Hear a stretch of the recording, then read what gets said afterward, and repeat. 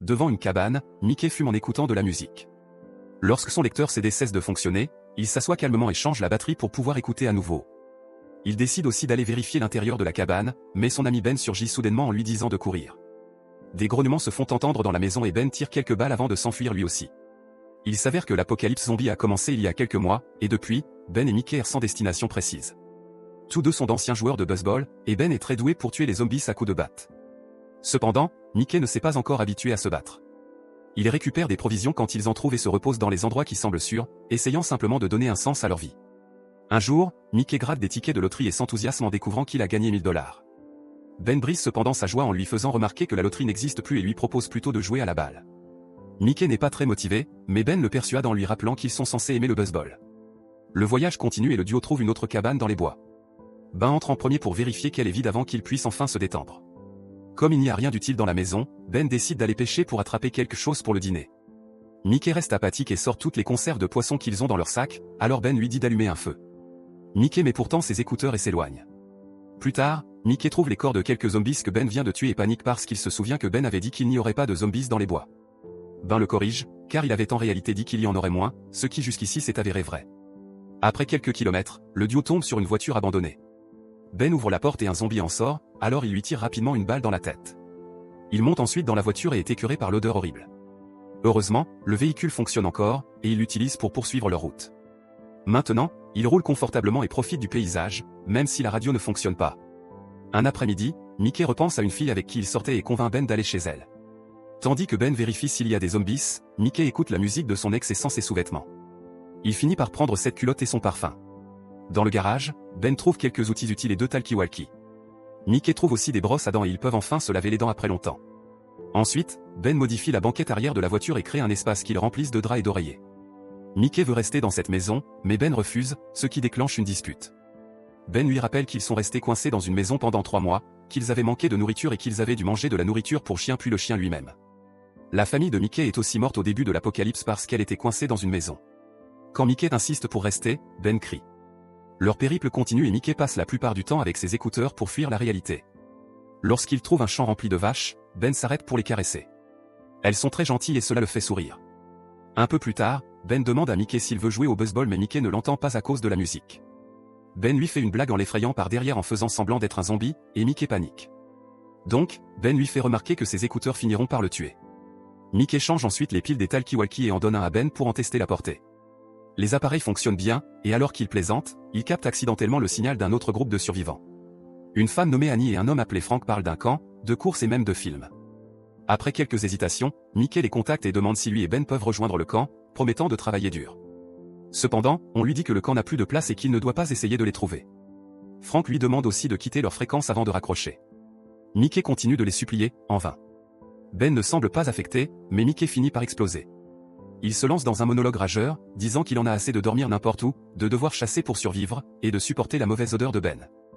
Mais Ben se contente de rire et fait remarquer que les résidents du camp ne veulent pas d'eux, donc ça ne sert à rien de s'en faire. Pendant les jours suivants, Mickey continue d'essayer de contacter le camp par radio, mais personne ne répond. Ben l'entend mentionner Annie en particulier et réalise que Mickey est tellement désespéré d'avoir de la compagnie qu'il est tombé amoureux d'une voix.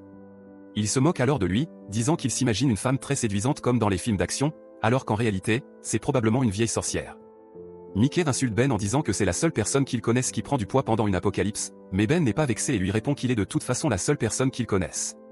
Plus tard, il s'arrête dans un motel, et Ben attend dans la voiture pendant que Mickey insiste pour vérifier les chambres au cas où il y aurait des survivants. Comme Ben l'avait prévu, l'une des chambres est pleine de zombies, et il doit sortir les affronter pendant que Mickey se cache comme d'habitude. Mickey se plaint aussi, disant qu'il pourrait simplement partir et que Ben n'a pas besoin de tuer tous les zombies qu'il croise. Une dispute éclate et Ben met Mickey au défi de se battre lui-même contre les zombies, lui rappelant qu'ils ont tué sa famille. Comme Mickey est toujours terrorisé et ne bouge pas, Ben doit tout faire une fois de plus. Dans la forêt, Ben trouve une cascade et pousse un cri de joie car il peut enfin se doucher. Mickey dort dans la voiture et est soudainement réveillé en sursaut par un zombie qui apparaît à la fenêtre. Il appelle d'abord à l'aide et saisit le talkie-walkie pour essayer de joindre Ben. Mais il remarque que le zombie est en fait une très belle femme qui presse sa poitrine contre la vitre. Mickey décide alors de se faire plaisir avec sa main. Juste avant d'atteindre le point culminant, la cervelle du zombie éclate sous un coup de feu. C'est Ben qui est revenu, et quand il voit ce que Mickey faisait, il éclate de rire et s'éloigne, voulant laisser un peu d'intimité à son ami pour qu'il finisse. Leur voyage continue, et le duo continue de trouver des maisons au hasard dans la forêt, mais elles sont toujours vides. Ils doivent abandonner la voiture parce qu'elle est à court d'essence. Un jour, ils trouvent un bâtiment avec une très belle chambre. Mickey annonce alors qu'ils y passent la nuit parce qu'il veut dormir dans un vrai lit, et il n'accepte pas de refus. Il commence à déballer, mais remarque que ses écouteurs ont disparu.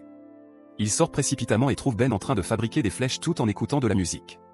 Quand Mickey lui demande de rendre son disquement, Ben refuse, disant que si Mickey veut dormir dans une pièce d'où on ne peut pas facilement s'échapper, il ne peut pas se permettre d'être distrait. Ben en a assez de devoir se battre pour eux deux et veut que Mickey ouvre enfin les yeux. Mickey fait la moue comme un enfant et jette les flèches au sol en signe de protestation. Pendant le dîner, Ben taquine Mickey à propos de ce qui s'est passé dans la voiture avec la fille zombie, mais Mickey l'ignore et va dans la chambre. Il essaie encore une fois le talkie-walkie et, à sa grande surprise, Annie répond. Elle dit qu'elle aura des ennuis si elle lui parle et explique que le camp n'est pas aussi bien qu'il l'imagine. Mickey insiste pour y aller quand même, car ce serait toujours mieux que de dormir dans un arbre. Il révèle aussi que lui et Ben ne se connaissaient pas vraiment, ils étaient juste dans la même équipe quand la tragédie est arrivée. Annie trouve que Mickey se plaint trop et raccroche. Pendant ce temps, Ben écoute de la musique et danse dans le salon en buvant. Soudain, il entend des bruits étranges et va voir. Après avoir réglé le problème, il retrouve Mickey en train de dormir comme un bébé, et Ben en a assez de son insouciance face au danger constant. Il décide alors de lui faire une blague.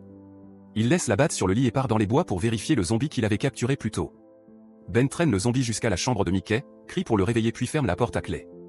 Mickey hurle désespérément à l'aide, mais Ben lui dit qu'il doit apprendre à se défendre tout seul. Après une longue lutte, Mickey finit par tuer le zombie avec la batte. Ben ouvre la porte et se dit fier de lui, mais Mickey se jette furieusement sur son ami, le frappe plusieurs fois puis s'en va. Dans les bois, Ben retrouve Mickey en plein effondrement. Mickey lui parle de sa conversation avec Annie, et Ben le ramène à la maison. Après s'être nettoyé, Ben essaie de remonter le moral de Mickey avec du baseball et des voix drôles. Il lui rappelle aussi qu'Annie n'était qu'une voix à la radio. À partir de là, Mickey commence à être plus attentif et à aider. Il va pêcher et écoute moins souvent de la musique pour pouvoir discuter avec Ben.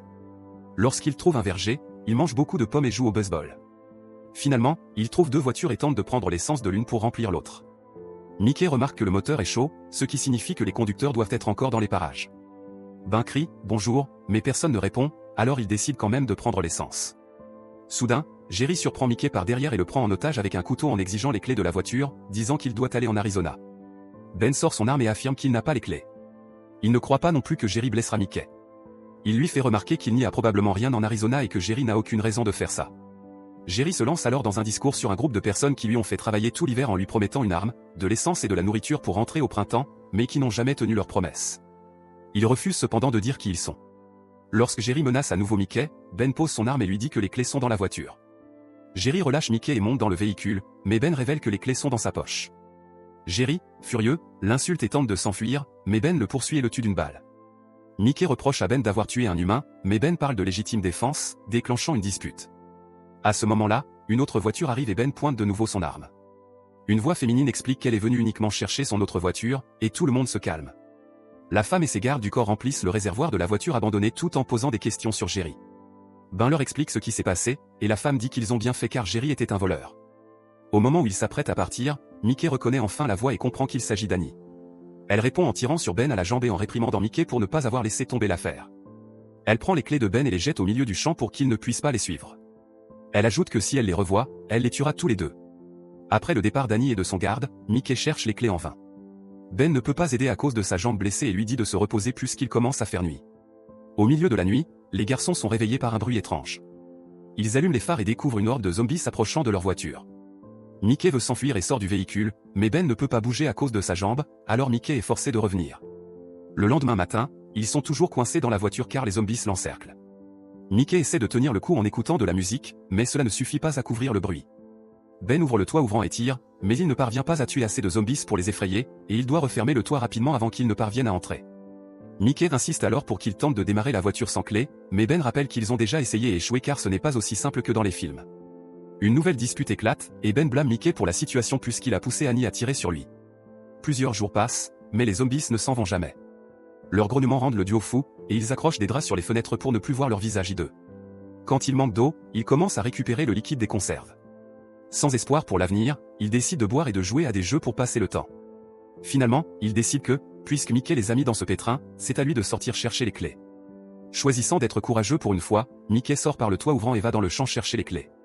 Pendant quelques instants, Ben ne peut rien faire d'autre que fumer et attendre. Puis il entend Mickey crier son nom, alors Ben ouvre vite le toit pour son ami. Malheureusement, Mickey révèle qu'il a été mordu, et les deux hommes s'effondrent. Mickey avoue qu'il a peur et demande quoi faire, mais Ben sort simplement son arme et lui demande de quitter la voiture. Comme Mickey refuse parce qu'il veut avoir une chance, Ben tire pour le tuer et hurle de douleur. Ensuite, Ben envoie un message à Annie, la tenant responsable de la mort de Mickey et promettant de la tuer s'il la retrouve.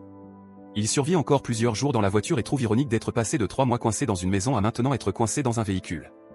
Finalement, il en a assez de vivre ainsi et décide d'essayer de survivre dehors. Il met les écouteurs de Mickey et descend la route, suivi par une horde de zombies.